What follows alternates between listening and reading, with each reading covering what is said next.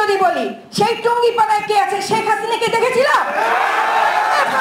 তাকেও দিতে হবে, তাকেও দিতে হবে যে টুঙ্গিপাড়ায় কাকে দাফন করা হয়েছে, সেখানে তো চেয়েছিল না। সুতরাং কিভাবে বলে?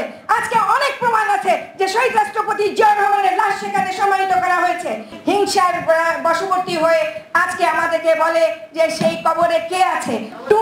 টুঙ্গিপাড়ায় কেউ যায় না সেই মাজার জিয়ারত করতে, কিন্তু গিয়েছিল শহীদ রাষ্ট্রপতি জিয়াউর রহমান, গিয়েছিল তারেক জিয়া, গিয়েছিল খালেদা জিয়া।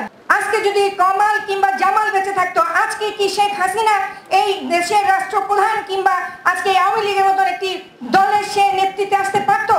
সুতরাং আজকে সবকিছু পেতে পেতে তার এমন অবস্থা এসে দাঁড়িয়েছে যে আজকে মুক্তিযোদ্ধাদেরকে অসম্মান করতে তার বিন্দু মাত্র দ্বিধাবোধ হয় না।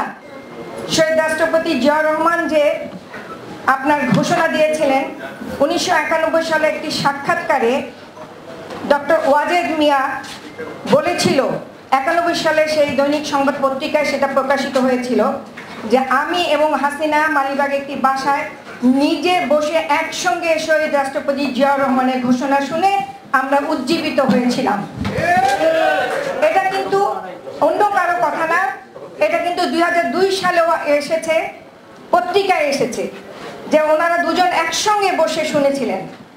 সুতরাং আজকে যত মিথ্যাচারই করা হোক না কেন, কিছু সত্য, অনেক কথাই হয়তো বলতে হবে, তাজউদ্দিন সাহেব বলেছে, অনেকেই বলেছে, কিন্তু ঘোষণা উনি দিয়েছেন, এটাকে কোনোভাবেই অস্বীকার করার কোনো উপায় নাই।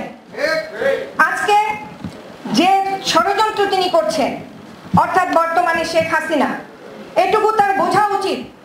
15 আগস্টের যে নির্মম হত্যাকাণ্ড, সেটাকে আমরা কখনোই মনে করি না যে একটি ভালো কাজ, কারণ পট পরিবর্তন কখনোই 15 আগস্টের সেই পট পরিবর্তনের জন্য একটি উপায় না। যেমন করে 30শে মে আমার নেতা শহীদ রাষ্ট্রপতি জিয়াউর রহমানকে হত্যা করে পট পরিবর্তন করা হয়েছিল, কিন্তু সেই 15 আগস্টের সুবিধাভোগী কে? আজকে যদি কমাল কিংবা জামাল বেঁচে থাকতো, আজকে কি শেখ হাসিনা এই দেশের রাষ্ট্রপ্রধান কিংবা আজকে আওয়ামী লীগের মতন একটি দলের সে নেতৃত্বে আসতে পারত? সুতরাং আজকে সবকিছু পেতে পেতে তার এমন অবস্থা এসে দাঁড়িয়েছে যে আজকে মুক্তিযোদ্ধাদেরকে অসম্মান করতে তার বিন্দু মাত্র দ্বিধাবোধ হয় না। কারণ মুক্তিযুদ্ধকালীন সময়ে তার কোনো অবদান ছিল না, সে তখন পাকিস্তানি সেনা শাসকদের সেই ভাতা এবং সসম্মানে জয়কে তখন এসে জন্ম দিয়েছিল। একজন বলে গেছে তার কাজই ছিল শুধু বাচ্চা জন্ম দেওয়া এবং সেনা শাসক পাকিস্তানিদের ভাতা খাওয়া। আজকে আমি শুধু দু একটি কথা বলতে চাই।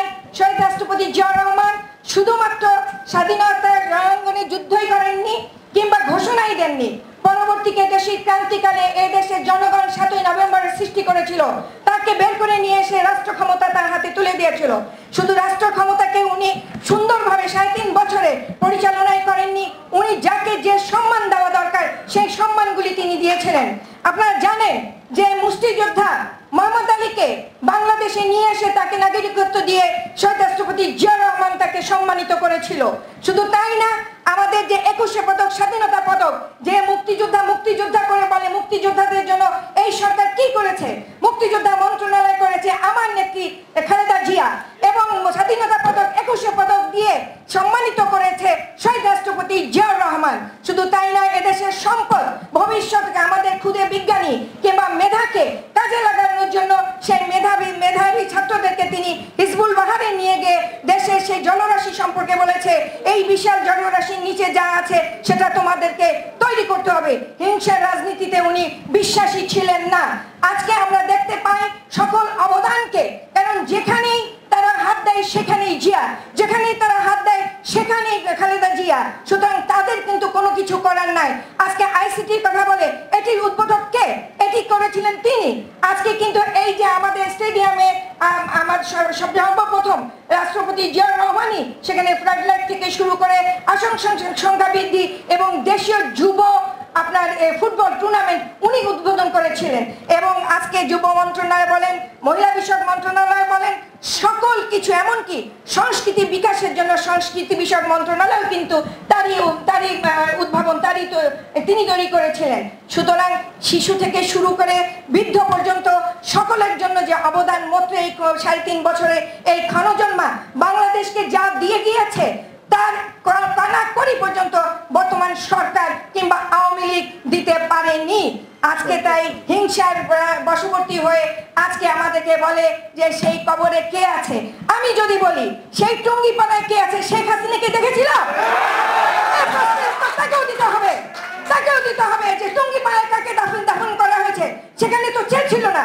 সুতরাং কিভাবে বলে আজকে অনেক প্রমাণ আছে যে শহীদ রাষ্ট্রপতি জিয়াউর রহমানের লাশ সেখানে সমাহিত করা হয়েছে।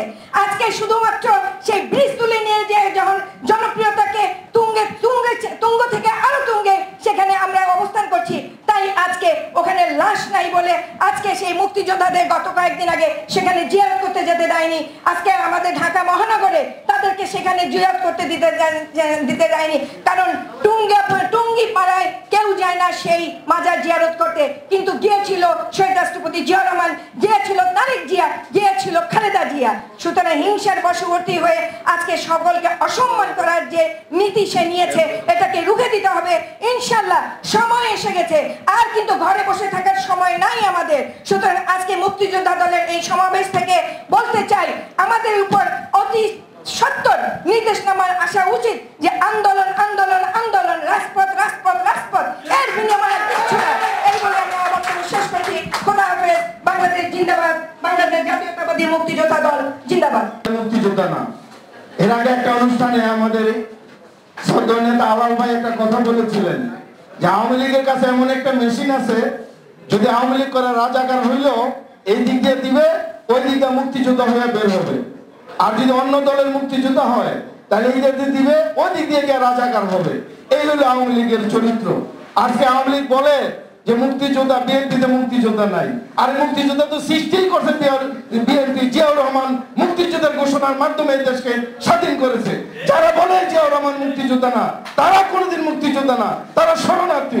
আজকে মুক্তিযোদ্ধার দল বিএনপি, আজকে জাতীয়তাবাদী মুক্তিযোদ্ধা দলে সারা বাংলাদেশে হাজার হাজার মুক্তিযোদ্ধারা জিয়াউর রহমানের আদর্শকে ধারণ করে এখন আপনাদের সামনে বক্তব্য নিয়ে আসছেন আজকের এই সভার সম্মানিত সভাপতি, রণাঙ্গনের বীর মুক্তিযোদ্ধা, সংগ্রামী নেতা, আমাদের শ্রদ্ধেয় নেতা, কারাবরণ নির্যাতিত নেতা জনাব ইশতিয়াক আজিজ উলফাত এখন আপনাদের সামনে বক্তব্য নিয়ে আসছেন। ইশতিয়াক আজিজ উলফাত।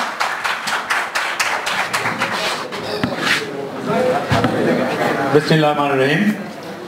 আজকের মুক্তিযোদ্ধা দল আহত এই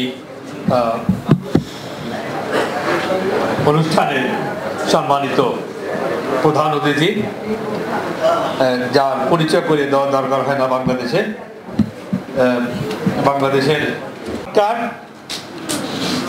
এবং তার যে পরিচালনা, লুট, খুন, গুম, অত্যাচার, কেস, ধর্ষণ ভরা এই দেশ, এর জন্য আমরা ৭১-এ আমরা কেউ যুদ্ধ করি নাই।